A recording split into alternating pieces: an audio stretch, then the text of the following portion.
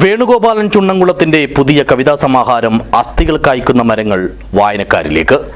അമ്പലത്തറ കേശവജി സ്മാരക വായനശാലയിൽ വെച്ച് നിരൂപകൻ എം.കെ. ഗോപകുമാർ മാസ്റ്റർ പുസ്തകം പ്രകാശനം ചെയ്തു. ദിസ് ന്യൂസ് സ്പോൺസർഡ് ബൈ ഗുണമേന്മയോട് കൂടിയ ഉൽപ്പന്നങ്ങൾ മിതമായ നിരക്കിൽ Sreekrishna hardwares, MG road, Kasaragod.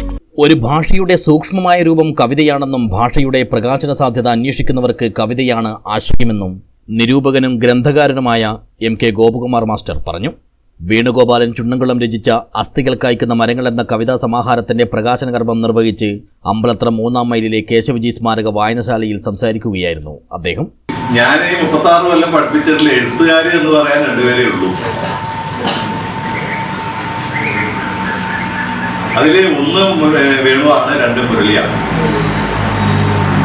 അപ്പൊ അങ്ങനെ ഒരു അപൂർവത കൂടിയുണ്ട്. പഠിപ്പിച്ച ശിഷ്യരിൽ എഴുത്തുകാർ എന്നുള്ള രൂപത്തിൽ പേരെടുത്തിട്ടുള്ള 2 പേരേ ഉള്ളൂ. ബാക്കി പല മേഖലയിലുണ്ട്. കള്ളുകൂടിയിൽ പോലും പ്രസിദ്ധരായിട്ടുള്ള ആൾക്കാരുണ്ട്. അതും കൂടെ പറയണമല്ല, അവർ മോശക്കാരൊന്നുമല്ല.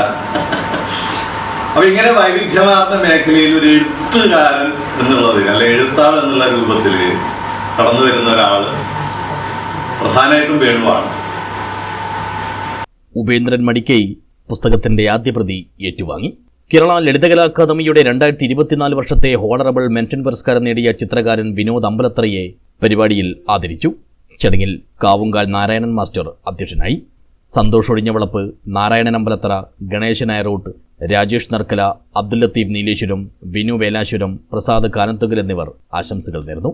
PV ജയരാജ് സ്വാഗതവും വേണുഗോപാൽ ചുണ്ണൻകുളം നന്ദിയും പറഞ്ഞു. News bureau, Periya.